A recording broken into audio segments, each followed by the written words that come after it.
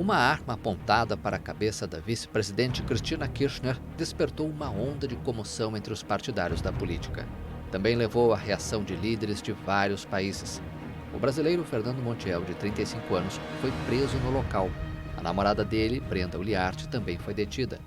Montiel foi acusado de ter tentado matar de forma premeditada Cristina Kirchner. O caso acirrou ainda mais os ânimos em uma Argentina em crise política e econômica. O país sofre com uma das mais altas taxas de inflação do mundo. O Banco Central precisou elevar os juros com força, o que prejudicou a economia já enfraquecida. A pobreza atinge quase 40% da população.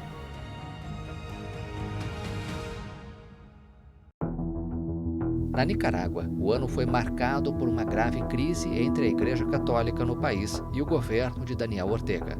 A tensão aumentou depois da detenção do bispo de Matagalpa, Rolando Álvares, um opositor do regime. Perseguições, operações de busca, detenções, fechamento de meios de comunicação católicos e até o exílio de religiosos estão entre as medidas enfrentadas pela Igreja no país da América Central nos últimos anos. Mais de 200 opositores foram presos no âmbito da crise política em que a Nicarágua está mergulhada desde os protestos da oposição em 2018. Entre os presos estão 7 ex-pré-candidatos à presidência. O governo de Daniel Ortega aprofundou o isolamento da Nicarágua da comunidade internacional ao expulsar a embaixadora da União Europeia, romper relações diplomáticas com a Holanda e rejeitar a presença do novo embaixador nomeado pelos Estados Unidos. No Chile, Gabriel Boric se tornou aos 36 anos o presidente mais jovem do país. O político chegou ao poder em um dos momentos mais desafiadores desde o fim da ditadura de Augusto Pinochet em 1990. O esquerdista assumiu em meio a uma crise de credibilidade na política, um corte de 22,5% nos gastos públicos, previsão de desaceleração da economia e um histórico conflito fundiário não resolvido entre o Estado e o povo mapuche. 6 meses depois de assumir, Boric enfrentou um de seus momentos mais difíceis, a rejeição esmagadora de uma nova Constituição. Um duro golpe para o partido no poder, que levou o presidente a fazer reformas nos principais ministérios de seu governo. Boric se comprometeu a impulsionar um novo processo constituinte. Na Colômbia, outro esquerdista chegou ao poder. O senador e ex-guerrilheiro Gustavo Petro se tornou o primeiro presidente de esquerda da história do país.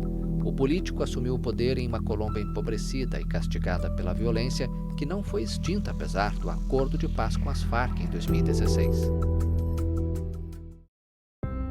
A delegação da guerrilha colombiana Exército de Libertação Nacional, o ELN, e o governo colombiano retomaram as negociações de paz suspensas em 2019 por decisão do então presidente Iván Duque.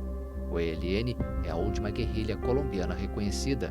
A Venezuela aceitou o convite para ser garantidora dos diálogos de paz com a guerrilha.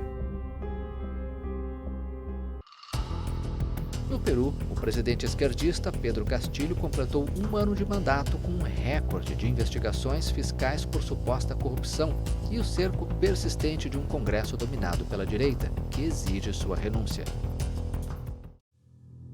Na Venezuela, uma tragédia abalou o país. Um deslizamento soterrou a cidade de Las Terreiras e matou ao menos 50 pessoas.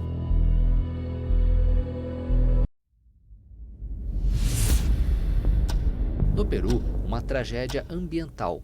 O derramamento de 12 mil barris de petróleo na costa central em janeiro provocou a morte de peixes, aves e mamíferos marinhos, no que foi considerada a pior emergência ambiental registrada no país. O vazamento no mar ocorreu enquanto o navio Mare Doricum, de bandeira italiana, descarregava petróleo em uma refinaria da Repsol, a 30 quilômetros de Lima.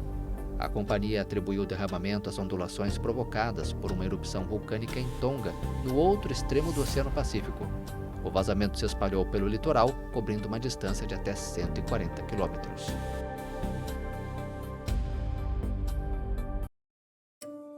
Na Ilha de Páscoa, um dano irreparável a um patrimônio histórico. Um incêndio danificou cerca de 80 moais, as icônicas estátuas de pedra do território insular chileno no Oceano Pacífico, alcançando a pedreira onde a antiga civilização indígena Rapa Nui construiu seus moais.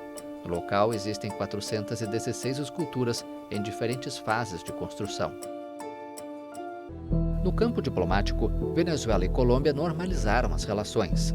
Os dois países reabriram a fronteira para a passagem de veículos de carga após 7 anos de fechamento parcial e 3 anos de proibição total. Foi o primeiro passo para a tentativa de recuperar o intercâmbio comercial. Protestos marcaram o ano em vários países latino-americanos. No Equador, manifestações lideradas por grupos indígenas que denunciaram o alto custo de vida levaram a confrontos com a polícia e o fechamento de estradas. Os protestos contribuíram para uma crise política, mas o Congresso rejeitou em junho o pedido de impeachment do presidente Guillermo Lasso. O governo anunciou a redução dos preços dos combustíveis e os indígenas assinaram um acordo encerrando os protestos. No México, manifestações pelos 8 anos do desaparecimento de 43 estudantes de Ayotzinapa. Até um caminhão foi usado para invadir o Palácio de Justiça da cidade de Iguala, no estado de Guerreiro, onde os jovens desapareceram em 2014. Os protestos coincidiram com o anúncio que o governo fez da renúncia do promotor Omar Trejo, que cuidava do caso.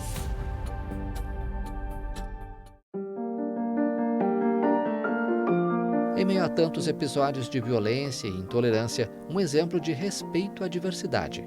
Em Cuba, pessoas do mesmo sexo começaram a se casar em diferentes províncias da ilha desde o dia 25 de setembro. Cuba ratificou o Código das Famílias em referendo, uma nova legislação que inclui o casamento igualitário, adoção por pessoas do mesmo sexo e gestação assistida. Na América Latina, o matrimônio homoafetivo é legal na Argentina, Uruguai, Brasil, Colômbia, Equador, Costa Rica, Chile e alguns estados mexicanos.